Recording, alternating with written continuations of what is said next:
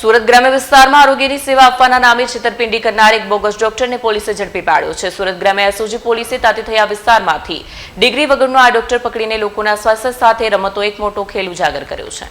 પ્રાપ્ત વિગતો અનુસાર આ બોગસ ડોક્ટર લાંબા સમયથી આ વિસ્તારમાં અનધિકૃત રીતે દવાખાનું ચલાવી રહ્યો હતો અને સામાન્ય લોકોની સારવારના નામે તેમની સાથે છેતરપિંડી કરતો હતો। પોલીસને મળેલી બાતમીના આધારે આ કાર્યવાહી હાથ ધરવામાં આવી। તપાસ દરમિયાન પોલીસે તેની પાસેથી તબીબી સાધનો સહિત કુલ ₹6,000થી વધુનો મુદ્દામાલ કબજે કર્યો છે। આ મુદ્દામાલમાં ઇન્જેક્શન દવાઓ અને અન્ય તબીબી સાધનોનો સમાવેશ થાય છે, જેનો ઉપયોગ તે દર્દીઓ પર કરતો હતો। સ્થાનિક લોકોમાં આ ઘટનાથી ભારે રોષ વ્યાપી ગયો છે। એક મહિલાએ જણાવ્યું કે અમે સાદા લોકો તો ડોક્ટરની ડિગ્રી ના જોતા ફક્ત તેની સારવાર પર વિશ્વાસ કરીએ છીએ। પોલીસે આ બોગસ ડોક્ટર સામે કાયદેસરની કાર્યવાહી હાથ ધરી છે અને વધુ તપાસ ચાલુ રાખી છે। પોલીસનું કહેવું છે કે આ પ્રકારની છેતરપિંડી લોકોના જીવન માટે ખતરનાક સાબિત થઈ શકે છે। સુરત ગ્રામ્ય એસઓજી પોલીસે લોકોને અપીલ કરી છે કે જો તેમના વિસ્તારમાં કોઈ શંકાસ્પદ તબીબી પ્રેક્ટિસ થતી હોય તો તાત્કાલિક પોલીસને જાણ કરવી। આ કાર્યવાહીથી અને બોગસ ડોક્ટરોમાં પણ ભયનો માહોલ છવાઈ ગયો છે।